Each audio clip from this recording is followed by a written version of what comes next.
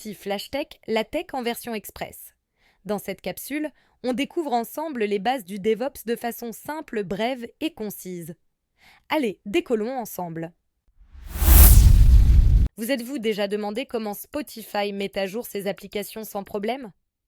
Ou comment Facebook ajoute de nouvelles fonctionnalités presque quotidiennement? Derrière chaque mise à jour réussie se cache une approche puissante appelée DevOps. Aujourd'hui, nous allons examiner de plus près comment les entreprises modernes proposent des mises à jour logicielles aussi fluides et fiables. Avant DevOps, le développement logiciel était divisé en deux équipes distinctes.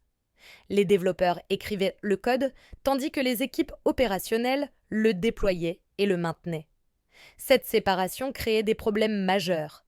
Longs délais entre les mises à jour, conflits fréquents entre les équipes, nombreuses erreurs de déploiement, récupération lente après les problèmes et utilisateurs frustrés en attente de correctifs. Les entreprises avaient besoin d'une meilleure façon de développer et de livrer des logiciels. C'est là qu'intervient DevOps. Au lieu de séparer les équipes, DevOps combine le développement et les opérations en un processus unique et fluide. Voici son fonctionnement. Premièrement, la planification et le codage. Les développeurs écrivent de nouvelles fonctionnalités ou corrigent des bugs par petites étapes faciles à gérer. Vient ensuite l'étape la plus importante, l'automatisation. Avant la mise en ligne de tout code, celui-ci est soumis à une série de contrôles automatisés tels que les tests de qualité du code, analyse de sécurité, tests de performance et contrôle d'intégration. Si tout est concluant, le code passe automatiquement au déploiement. Mais voici l'astuce. Les déploiements se font progressivement. Le nouveau code est d'abord déployé auprès d'un petit groupe d'utilisateurs, puis progressivement étendu si tout fonctionne correctement. Nous surveillons tout en permanence. Performance des applications, taux d'erreur, expérience utilisateur et santé du système. Cela crée un cycle d'amélioration continue où les retours influencent directement les mises à jour suivantes. Pour que DevOps fonctionne, il faut les bons outils à chaque étape. Découvrons ensemble les plus importants. Le premier est Git. C'est un système de gestion de versions qui suit chaque modification apportée au code. Considérez-le comme un archiviste hautement organisé. Il stocke chaque version de votre code, identifie l'auteur de chaque modification et permet aux équipes de collaborer sans écraser le travail des autres. En cas de problème, vous pouvez facilement voir ce qui a changé et qui l'a modifié. Ensuite, on a Docker. Il regroupe vos applications et tout ce dont elles ont besoin pour fonctionner dans une seule unité appelée conteneur. Cela résout un problème majeur du développement logiciel. Votre application s'exécute de manière uniforme partout. Que vous exécutiez le conteneur sur votre ordinateur portable, sur un serveur de test ou en production, il se comporte exactement de la même manière. Nous disposons ensuite de deux types d'outils d'automatisation, Jenkins et GitHub Action. Ce sont des serveurs d'automatisation qui gèrent les tâches répétitives.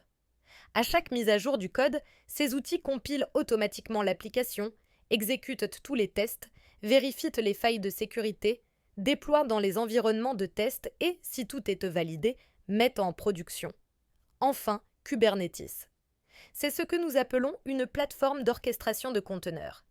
Elle gère votre application en production en s'adaptant automatiquement à l'activité des utilisateurs, en se réparant automatiquement en cas de panne, en gérant les mises à jour sans interruption de service, en répartissant la charge de travail entre les serveurs et en surveillant l'état de santé des applications.